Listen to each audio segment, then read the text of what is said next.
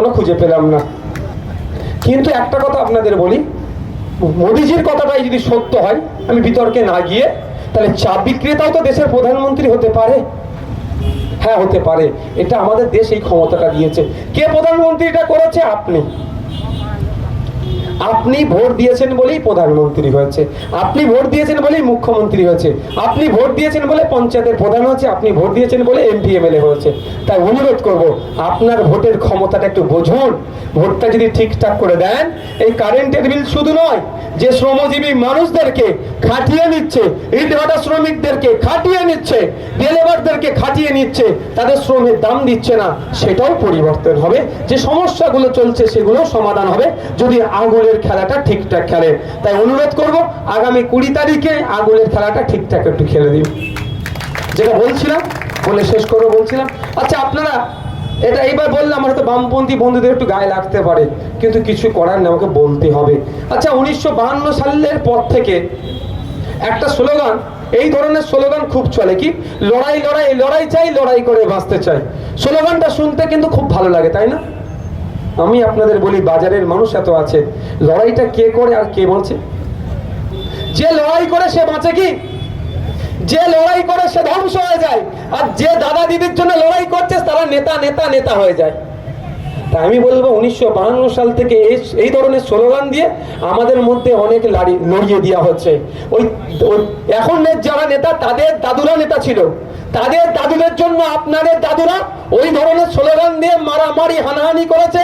কেউ কবরে গেছে, কেউ শ্মশানে গেছে, কারো মাথা ফেটেছে, কেউ জেল কেটেছে, আপনার দাদুরা ধ্বংস হয়েছে। কিন্তু নেতাদের দাদুরা দেখুন নেতা হয়ে গিয়েছিল। তারপরের প্রজন্ম আপনাদের বাবারা, ওই নেতাদেরকে পার্লামেন্টে পাঠাতে হবে, নেতাদেরকে আইনসভার মধ্যে পাঠাতে হবে।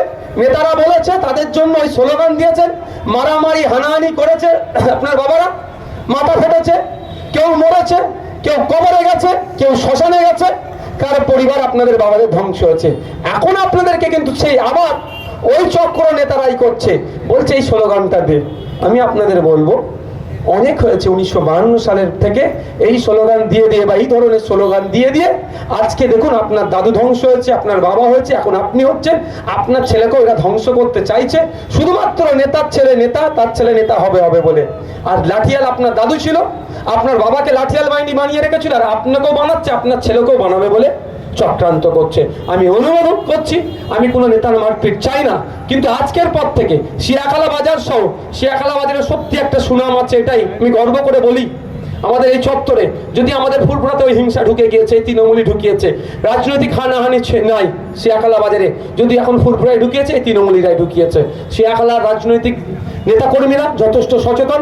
আমি শুধু একবার রিমাইন্ড দিতে চাইছি, এখানে যারা বসে আছেন, যে আপনাদের স্লোগান এটাই হবে। আজকের পর থেকে কোনো দাদা দিদি যদি আপনাদেরকে হিংসায় জড়াতে পারে, শুধু এটাই বলবেন, 1952 সাল থেকে আমার দাদুদেরকে লড়িয়েছ, আমার বাবাদের লড়িয়েছ, আমাদেরও লড়াচ্ছ, আর আমরা লড়াই করব না। আমরা লড়াই করেছি, তোমরা গ্যালারিতে বসে মজা দেখেছো। এবার কি বলবো, নেতায় নেতায় লড়াই হবে, জনগণ সেটা চুপ করে দেখবে। বলতে পারবেন তো? সরে সরে লড়াই হবে, এবার আপনারা দেখবেন। কেন আপনারা মাথা ফাটাবেন নেতার জন্য?